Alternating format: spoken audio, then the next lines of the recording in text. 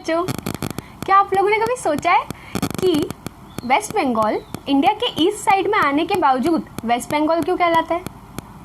आप लोग लॉकडाउन में इस बात का पता करने की कोशिश करना। हम लोगों ने असहयोग आंदोलन किस तरीके से अलग अलग लोगों ने इसमें पार्टिसिपेट किया, इस बारे में हम लोगों ने पिछली क्लास में पढ़ा था। तो अब हम लोग चलते हैं towards civil disobedience. Civil disobedience जिसको हिंदी में कहते हैं सविनय अवज्ञा। तो आइए देखते हैं हम लोग कि ये क्या है और कैसे इसको गांधी जी ने लीड किया। तो हम लोगों ने देखा था नॉन कोऑपरेशन मूवमेंट शुरू हुआ था 1920 में, है ना। 1920 में शुरू हुआ और ये कुछ लगभग 2 साल जो है सक्सेसफुली चला। लेकिन जैसे कि हमने पढ़ा था कि कांग्रेस को ये डर था कि कहीं जो है ये आंदोलन हिंसक ना हो जाए, वायलेंट ना हो जाए। तो हुआ ये, ठीक है। हुआ क्या कि चौरी चौरा जो है एक उत्तर प्रदेश में एक जगह का नाम है चौरी चौरा। वहाँ पर लोग नॉन को असहयोग आंदोलन यानी शांतिपूर्वक तरीके से जो है प्रोटेस्ट कर रहे थे, ठीक है, विरोध प्रदर्शन कर रहे थे। लेकिन जो ब्रिटिश पुलिस थी, जो ब्रिटिश आर्मी थी, उन्होंने इस आंदोलन को दबाने के लिए उन लोगों पे लाठी बरसाना शुरू कर दिया, गोलियां भी चलाई कई सारे लोगों पे। और ऐसा बोलते हैं कि 3 लोग मर भी गए थे उसमें, उन गोलियों को मारने में। जो क्रांतिकारी थे उनकी मौत हो गई थी। तो जब ये हिंसा करने लगे आर्मी वाले, ब्रिटिश आर्मी, तो जो है इंडियंस ने फिर प्रतिक्रिया दी, दे रिएक्टेड। और उनकी हिंसा का बदला लेने के लिए इंडियंस ने क्या किया कि चौरी चौरा में जो पुलिस स्टेशंस थे, ठीक है, उसमें आग लगा दी। और आग में पुलिस के अंदर पुलिस स्टेशन के अंदर जो पुलिस कर्मी थे वो लोग झुलस के मर गए थे, ठीक है। तो ये जो हिंसा थी इसने बहुत भयावह रूप ले लिया था। तो इसलिए फिर गांधी जी ने इस जो मूवमेंट था उसको वापस ले लिया। अब वो हिंसा में चाहे एक इंडियन मर रहा हो चाहे एक ब्रिटिशर मर रहा हो, हिंसा तो हो रही है, इंसान के ऊपर हो रही है। इसलिए गांधी जी जो है वो एक्सेप्ट नहीं करते थे। सो नॉन कोऑपरेशन को वापस ले लिया गया था। तो 1922 में, ठीक है, फरवरी 1922 में चौरी चौरा इंसिडेंट्स होता है और नॉन कोऑपरेशन मूवमेंट वापस ले लिया जाता है, ठीक है। अब हम आगे बढ़ते हैं।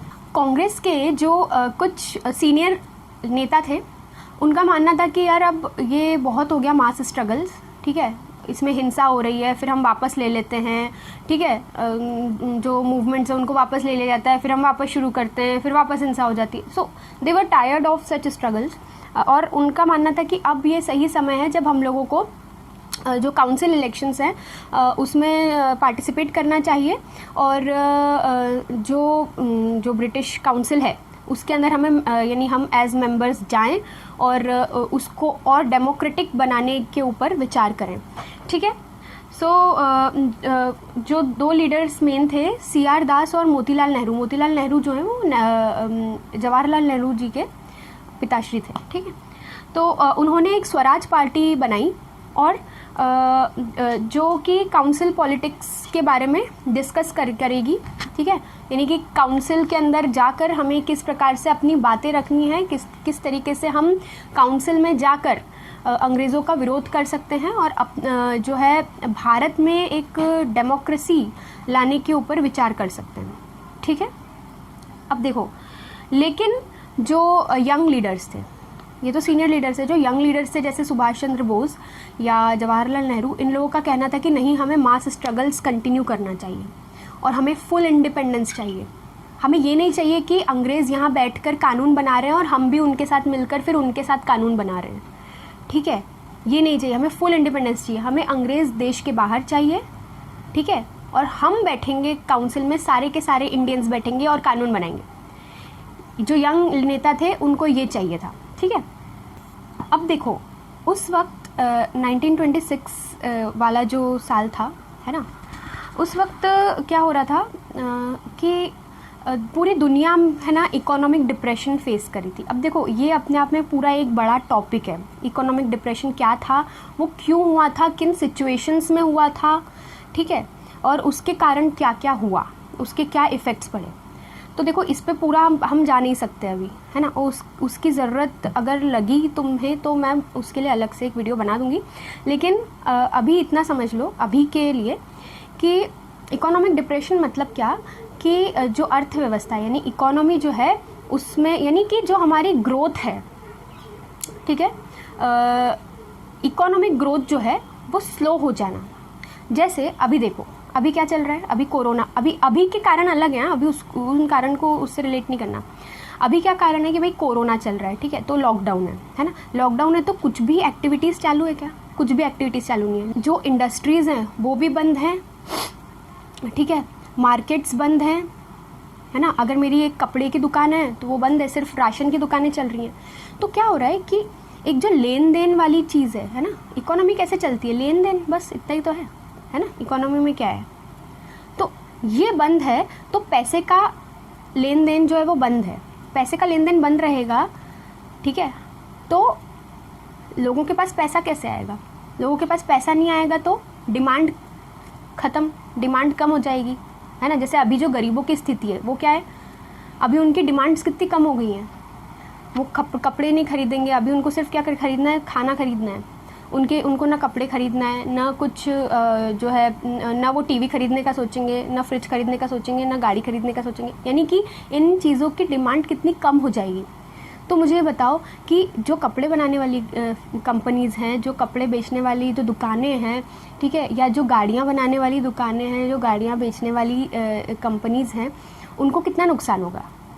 तो क्या ये एक इकोनॉमिक लॉस नहीं होगा? और फिर उन कंपनीज़ को नुकसान होगा तो उनके यहाँ जो काम करने वाले लोग हैं उनको कितना नुकसान होगा, है ना। उनके पास पैसा नहीं आएगा, क्योंकि कंपनी को फ़ायदा होगा तभी तो वो अपने वर्कर्स को फ़ायदा देंगे। वर्कर्स को फ़ायदा नहीं होगा, ठीक है, उनके पास पैसा कम आएगा तो अगेन डिमांड कम। तो ये एक पूरा साइकिल चलता है, डिमांड और डिमांड से जो इकोनॉमी का एक पूरा साइकिल चलता है। ये बहुत बड़ा अपने आप में टॉपिक है, ठीक है। तो ये इकोनॉमिक डिप्रेशन आया पूरी दुनिया के अंदर, मतलब अमेरिका से शुरू हुआ तो पूरे दुनिया पे इसका इम्पैक्ट पड़ा। तो उससे हुआ क्या, उसका इम्पैक्ट क्या पड़ा वो तुम्हारे लिए इम्पॉर्टेंट है कि एग्रीकल्चर जो प्राइजेस थे वो बहुत लो हो गए, ठीक है, क्योंकि जो डिमांड थी एग्रीकल्चरल गुड्स की वो कम हो गई थी, ठीक है, डिमांड कम हो गई, ठीक है। अगर मेरी चीज़ों की डिमांड कम रहेगी तो मैं लोगों को अट्रैक्ट करने के लिए अपनी चीज़ों से क्या करूँगी, अपने प्राइस लो कर दूँगी ना, तो लोग आएंगे कि हाँ चलो सस्ते में मिल रहा है, बराबर। तो एग्रीकल्चर प्राइजेस गिर गए, ठीक है, एक्सपोर्ट्स डिक्रीज़ हो गए, ठीक है, क्योंकि डिमांड ही नहीं है तो एक्सपोर्ट्स कैसे होगा। तो बहुत बुरी हालत थी, है ना। और ये एक्चुअली हुआ अमेरिका से शुरू था, ब्रिटेन और पूरे यूरोप में पे भी इसका बहुत इम्पैक्ट पड़ा था और इंडिया पे भी इम्पैक्ट पड़ा, ठीक है। ये तुमने शायद से 9th में भी इकोनॉमिक डिप्रेशन 1-2 जगह पे देखा होगा, मतलब 1-2 चैप्टर्स में। खैर, so peasants found it difficult to sell their crop and pay revenue, ठीक है। अगेन सबसे ज़्यादा अगर किसी को मार पड़ती है किसी भी चीज़ से तो वो किसानों को पड़ती है, चाहे आज हो चाहे पास्ट की बात करें, हम लोग हिस्ट्री की बात करें, समझ गए। तो मतलब कि उनके पास पैसा कम आ रहा है, ठीक है, इकोनॉमिक डिप्रेशन की बात कर रहे हैं हम लोग, पैसा कम आ रहा है लेकिन देना उतना ही पड़ रहा है ना, टैक्सेस और ये सब में। तो पीजेंट्स के पास बहुत ज़्यादा डिफ़िकल्टी थी, पीजेंट्स बहुत डिफ़िकल्ट सिचुएशन फेस कर रहे हैं। अब ये पहली सिचुएशन हो गई। अब देखो एक तरफ ऐसी सिचुएशन है, इकोनॉमिक डिप्रेशन है, किसान ऑलरेडी जो है वो पस्त हो चुके हैं, ठीक है, टैक्स पे नहीं कर पा रहे हैं। ऊपर से अब इसके ऊपर से क्या होता है कि देश में एक साइमन कमीशन आता है। साइमन कमीशन यानी एक साइमन करके एक व्यक्ति है, उसको अंग्रेज़ जो है भारत भेजते हैं, ठीक है, कुछ नियम कानून के साथ। मैंने तो तुमको पहले बताया ही था, ये लोग नियम कानून कुछ भी ले लेके आ जाते थे, ठीक है। तो सर जॉन साइमन करके था एक, ठीक है, तो वो भारत भेजा जाता है। और क्यों आया है वो, देखो नेशनलिस्ट मूवमेंट्स चल रहे हैं देश के अंदर, चाहे वो गांधी जी के नेतृत्व में चल रहे हों या किसी और लीडर के नेतृत्व में चल रहे हों, लेकिन स्प्रेड हो रहा है, ठीक है। पूरे देश के अंदर नेशनलिस्ट मूवमेंट स्प्रेड हो रहा है। हमने अभी देखा असहयोग आंदोलन और कैसे अलग अलग तबके के लोग उसमें पार्टिसिपेट भी कर रहे हैं, ठीक है। तो डेफिनेटली ये प्रेशराइज करता है गवर्नमेंट को, क्योंकि नेशनलिस्ट तो परेशानी है ना एक तरीके से ब्रिटिशर्स के लिए। तो इस परेशानी को ख़त्म करने के लिए मैंने तुमको पहले भी बताया था कि जैसे बच्चे को कैसे हम लॉलीपॉप दिखा देते हैं ना कि हाँ चल बेटा चुप हो जा, वो रोता रहता है तो उसको चुप कराने के लिए, तो वैसे ही ना ये लोग लॉलीपॉप ले लेके आते थे, ठीक है। लेकिन हम लोग बच्चे नहीं हैं, है ना, हम लोग बच्चे नहीं हैं। और जो है हम लोग रो नहीं रहे हैं, हम लोग अपने अधिकार की मांग कर रहे हैं, ठीक है। तो because of the nationalist movement Britain was definitely pressurize to bring some changes in the policies, ठीक है। तो लॉलीपॉप दिखा के हमारे जो आंदोलन हैं उनको चुप कराने के लिए, शांत कराने के लिए ये साइमन कमीशन भेजा गया। अब इस साइमन कमीशन को जो है क्या था इसमें वो देखते हैं हम लोग, है ना। इसका ये था कि भैया भारत क्या इस लायक हो गया है कि उसे संवैधानिक अधिकार दिए जाएं, और अगर दिए जाएं तो उनका क्या स्वरूप हो। मतलब भारत किसी लायक नहीं समझते थे अंग्रेज़ जो थे, ठीक है। वो क्योंकि उनके लिए तो हम लोग पिछड़े हुए और अनपढ़ गंवार थे, है ना। क्योंकि वो तो रंग के आधार पर डिसाइड करते थे ना कि कौन ऊपर है और कौन नीचे, ठीक है। सो जो है it had come to look into the functioning of constitutional system of India, और अब ये बताएंगे कि हम अधिकारों के लायक हैं या नहीं हैं। हमारे देश में ही आके हमें बताएंगे। Means making a set of rules and policies for the whole India, है ना। अब इसकी प्रॉब्लम क्या थी। अच्छा, अब तुमको एक बात बताती हूँ मैं कि ये जो साइमन कमीशन जब आया तो सर जॉन साइमन का बड़ा अच्छे से स्वागत किया इंडियंस ने। कैसे स्वागत किया पता है? गो बैक साइमन के नारों के साथ साइमन का जो है स्वागत किया गया भारत में, ठीक है। अब क्योंकि ये जो कमीशन इन्होंने बिठाई थी ये डिसाइड करने के लिए कि भारत में हम कॉन्स्टिट्यूशनल राइट्स कैसे दे सकते हैं या एक कॉन्स्टिट्यूशन की बात कैसे शुरू कर सकते हैं। उस कमेटी में, उस मीटिंग में कोई भी इंडियन नहीं था, ठीक है।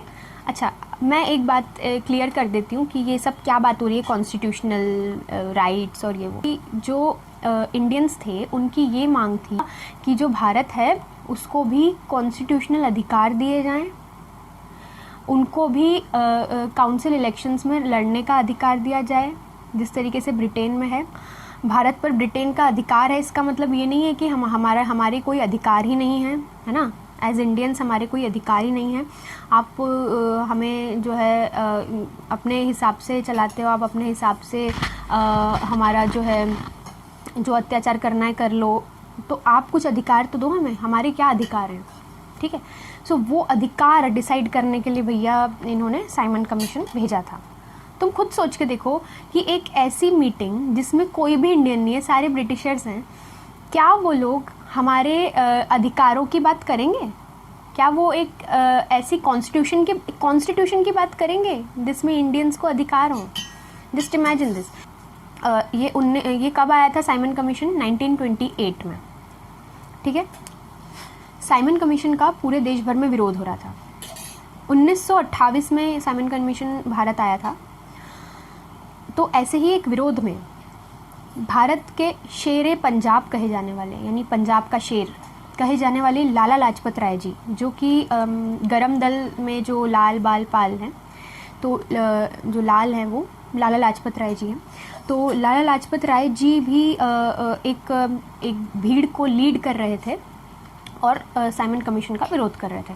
और हमेशा की तरह जो ब्रिटिश आर्मी या ब्रिटिश पुलिस थी, उन्होंने इस विरोध को दबाने के लिए लोगों पे लाठीचार्ज किया और लाला लाजपत राय जी की छाती पे बहुत निर्ममता के साथ उन्होंने पीटा, ठीक है, उन लोगों ने।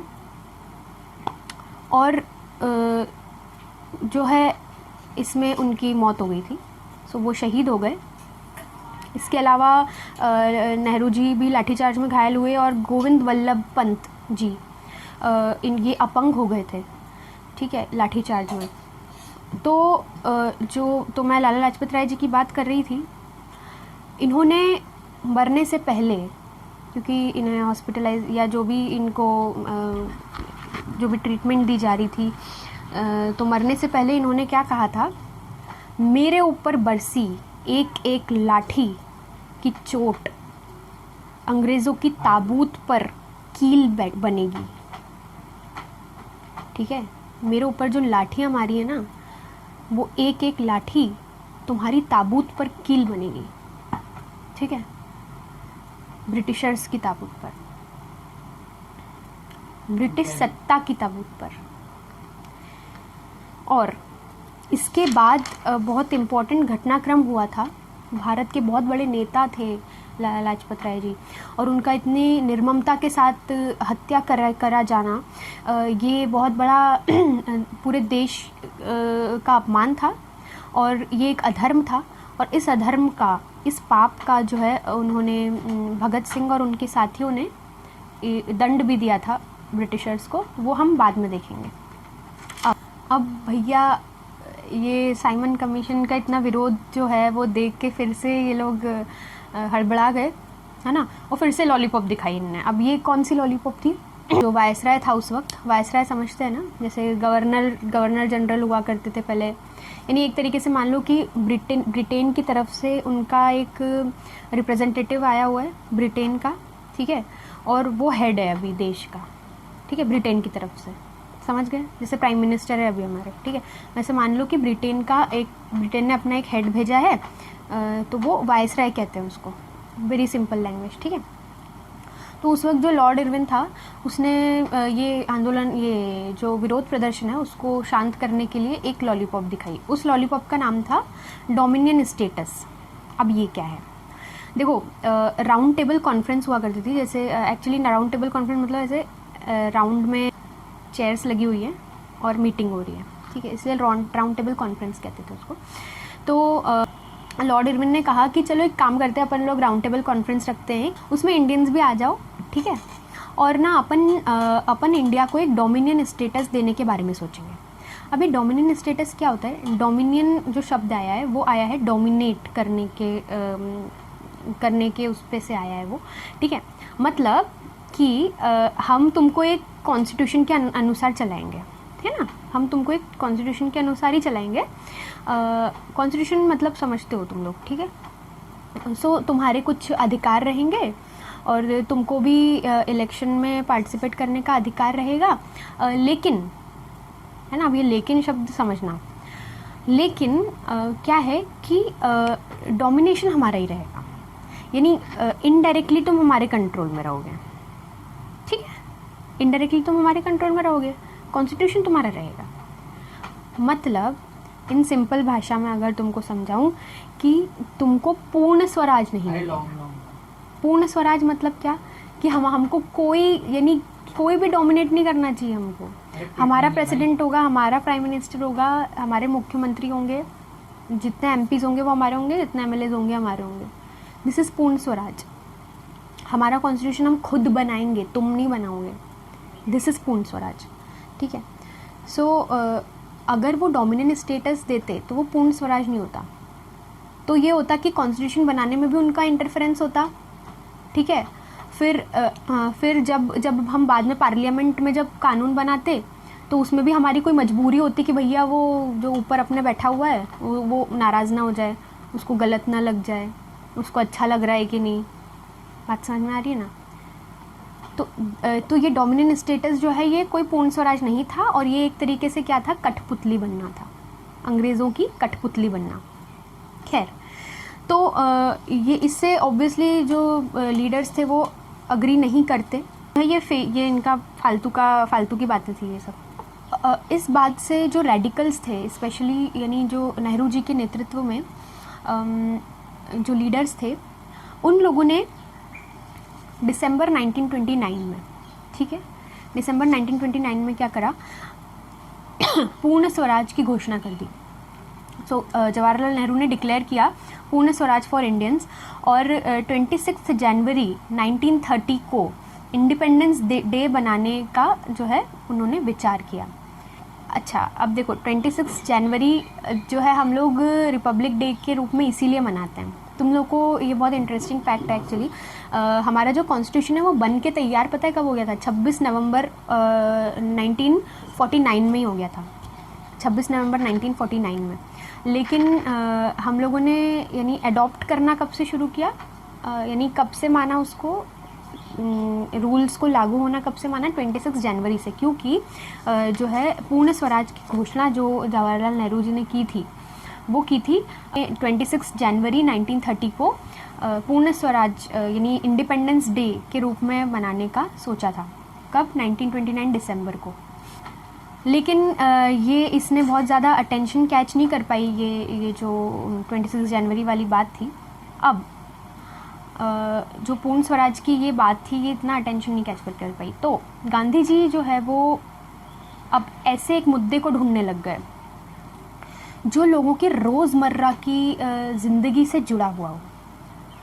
एक ऐसा मुद्दा जो लगता बहुत छोटा है लेकिन वो इतना स्ट्रॉन्ग है कि वो एक एक आदमी के साथ जुड़ा हुआ है, ठीक है। और उनको वो मुद्दा मिल भी गया।